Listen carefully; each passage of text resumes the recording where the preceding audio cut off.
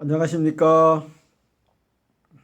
준비가 안 된 부족한 상황이지만 어, 뭔가 하고 싶은 말이 제가 있어서 다시 영상을 찍게 되었습니다. 죽음에 관해서요.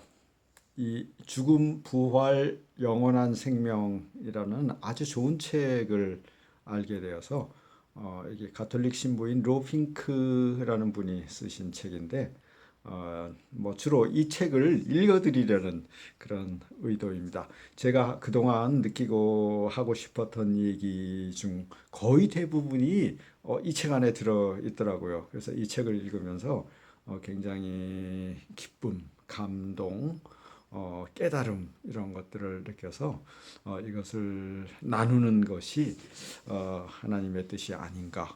교회 전통과 성서에 충실하는 우리 개신교 신자들 여러 지인들에게 유익하지 않을까, 혹시 도움이 되지 않을까 하는 생각으로 이 영상을 찍게 되었습니다. 뭐 그동안에 일어났던 일에 대해서 뭐 하고 싶은 얘기는 많지만 그러나 사적인 얘기는 뒤로 미루기로 하고 직접 본론으로 바로 들어가겠습니다.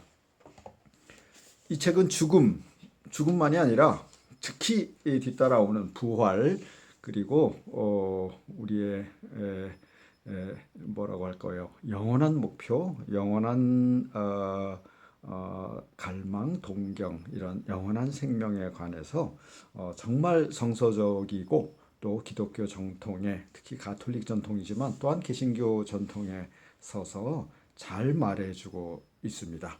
이 책을 한번 읽어보시는 것도 좋고, 예, 읽으실 여유고 시간 여유가 없으신 분들은 뭐 제 얘기만 들어도 충분히 반 이상은 소화가 되지 않을까. 그래서 한 챕터 한 챕터씩 짧은 단락씩 저와 생각을 나누는 그런 시간을 가져볼까 하는 생각을 하게 되었습니다. 주로 제가 시작할 부분은 이 책의 제4부 중심 내용, 핵심 내용입니다. 영원한 생명에 관한 얘기. 그래서 이 죽음, 부활, 영원한 생명이라는 이 거창한 주제에 대해서 첫 번째, 왜 말해야 되는가? 왜 이런 인간이 궁극적으로는 알 수 없는 그런 분야에 대해서 말해야 하는가라는 그런 이유, 동기가 먼저 서술되고 있고요. 그다음에 이제 당연히 그럼 알 수 없는 그런 것을 어떻게 말할 것인가 하는 방법론도 이 책에서 상세하게 설명해주고 있습니다. 뭐 이 책을 쓰신 로핑크 신약학자이고 가톨릭 신부 이분은 뭐 그 신약학계 안에서는 뭐 다 알고 있는 저명한 인사이고 뭐 소위 국제적인 세계적인 그런 학자이기 때문에 상당히 신빙성이 있는 그런 우리가 믿고 안심하고 받아들여도 될 그런 진술들이라고 생각합니다. 물론 사람의 말이니까 100%라는 건 있을 수 없고 참고로 할 것은 하고 나의 영적 진보 영성의 무슨 뭐 깨달음에 도움이 된다면 받아들이고 그렇지 않다면 참고로 그냥 이런 얘기가 있구나 이렇게 알아두시면 되겠습니다.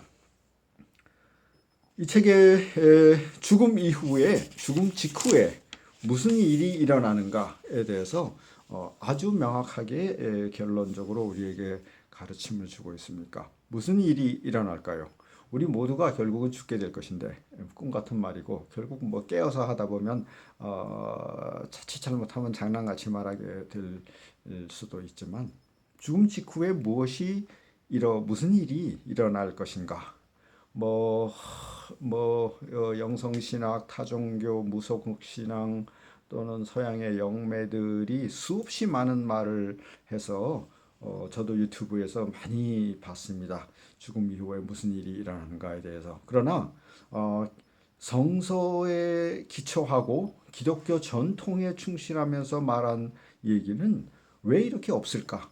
전혀 없지 않은가? 막 이런 생각이 듭니다. 물론 이제 설교를 하신 목사님들이 있지만 그것은 이제 외침이고 가르침을 준다기보다는 회개하라 이런 뜻인 것 같고요. 그래서 이 죽음 부활 영원한 생명이라는 이 책을 제가 참 뭐라 그럴까 반갑게 만났고 기쁘게 읽었고 또 여러분들에게 몇 분이 될지는 모르겠지만 10분은 확보되지 않았을까요? 그런데 그 이상에 대해서도 함께 나눌 수 있다면 함께 나누는 것이 이 시대를 향한 어떤 하나님의 뜻에 조금이라도 따르는 일이 아닐까 이렇게 생각해 봅니다. 지금은 전쟁의 소식이 들려오고 또 바이러스 공포가 바이러스 뭐 성가신 그런 일이 됐나요? 그런 사태가 뒤덮고 있는 이 시점에서 그러나 전쟁도 그렇고 바이러스 질병도 그렇고 궁극적인 위협은 결국 죽음이 아니겠습니까? 죽는다는 것입니다. 실제로 수많은 사람이 죽고 있고 비참하죠. 비극적이고 슬프고 가슴 아픈 일이고 또한 또 질병 사태도 그 죽음의 위협 때문에 서로가 서로를 멀리해야 되고 거리를 두어야 되고 또 자유를 제한해야 되고 하는 일이 지금 벌어지고 있습니다. 어쨌든 우리는 삶을 살아가고 있지만 죽는다는 것은 뭐 자명한 일입니다. 죽음 이후에는 무슨 일이 일어날까요? 과연 아무것도 없을까요? 아닙니다. 이 책에 따르면 정확하게 정답을 한마디로 말하고 있습니다. 죽음 이후에, 죽음 직후에 일어나는 일은 하느님을 만난다. 하나님과의 만남이 일어난다는 것입니다. 이 책 4부 첫 줄에 이렇게 나와 있습니다. 죽음 너머의 인간에 대해, 아니 더 정확하게 말해 죽음에서의 인간에 대해 말하고자 한다면 만남의 개념에서 출발하지 않을 수 없다. 이것이 이제 신약학자 로핑크의 정의입니다.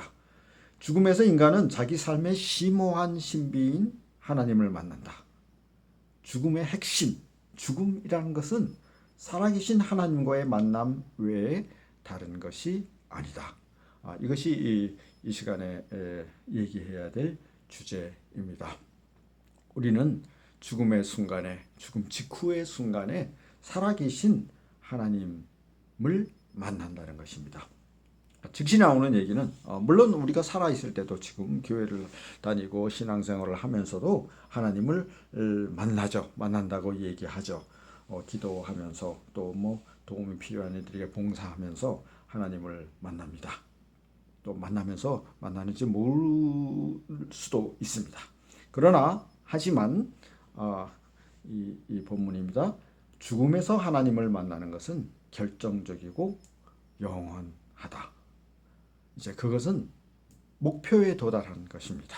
피조물이 가야 될 먼 길, long and winding road, 비틀즈의 노래처럼 길고 굽이치는 인생길을 지난 후에 마지막 종점에 도달하는데 그것이 하나님과의 만남이라는 것입니다. 다시 반복해 볼까요? 죽음 이후, 죽음 직후 우리가 언젠가 겪게 될 그 죽음 후에 무슨 일이 일어나는가? 그것은 살아계신 하나님과의 만남이라는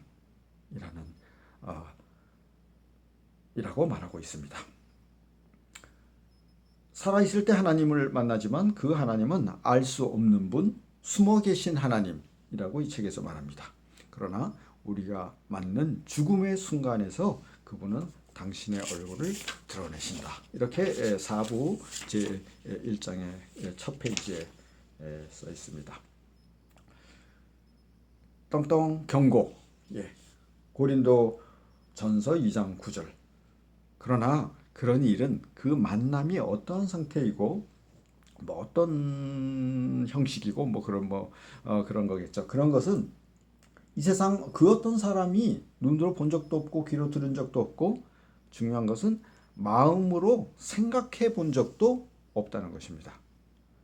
어떤 사람의 이 지상에 살았던 뭐 거대하다면 거대할 수 있는 인류의 한 사람 중에 마음속에 떠오른 적이 없었다라는 것이죠.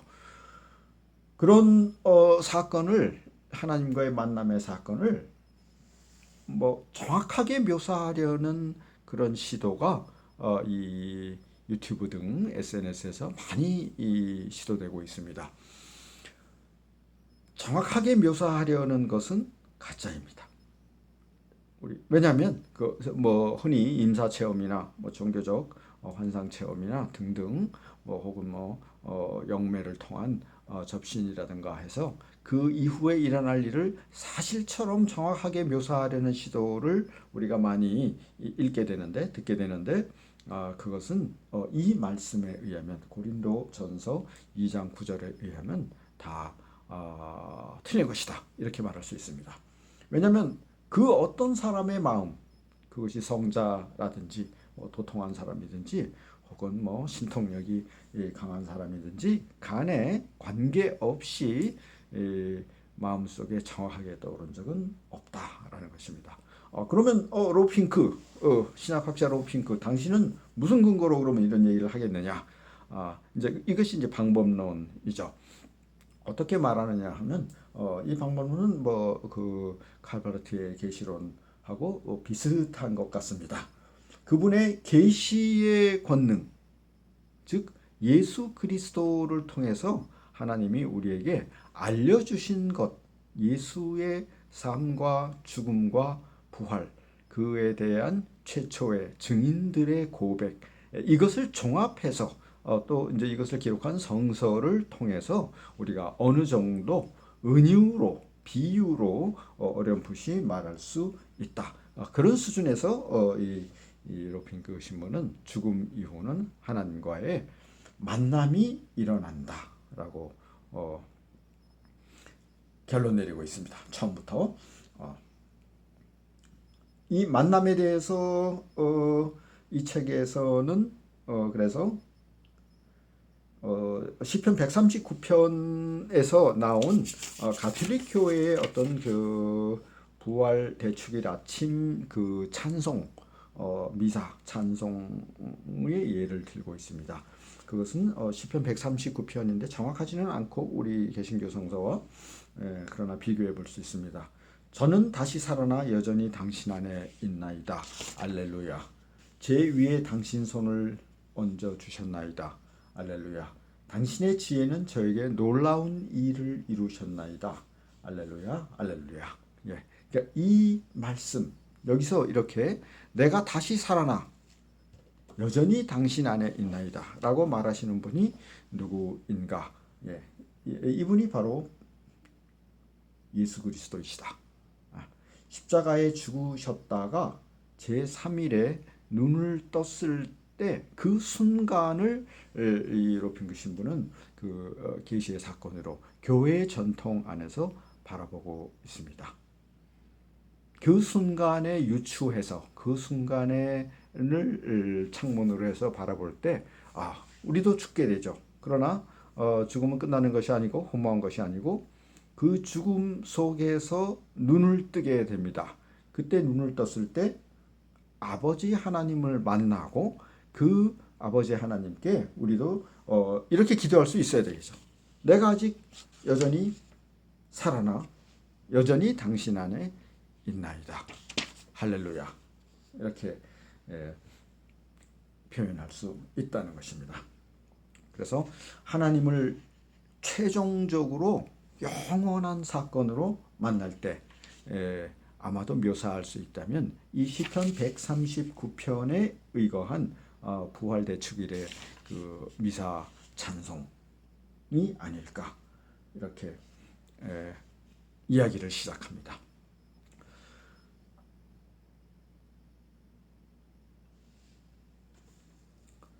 이 만남은